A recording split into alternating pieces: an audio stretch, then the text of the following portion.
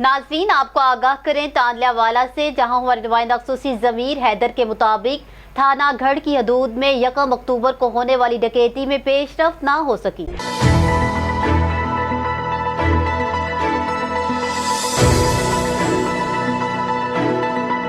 तफसीलात के मुताबिक 1 अक्टूबर को थाना गढ़ की हदूद में पाकिस्तान अवामी तहरीक सेंट्रल पंजाब के जनरल सेक्रेटरी मलिक करामत अली के साथ में होने वाली डकैती, जिसमें कार, मोबाइल फोन और नकदी डाकुओं ने छीन ली थी और 24 रोज गुजरने के बाद थाना गढ़ पुलिस ने रवायती तरीका अपनाते हुए टाल मटोल से काम शुरू कर दिया।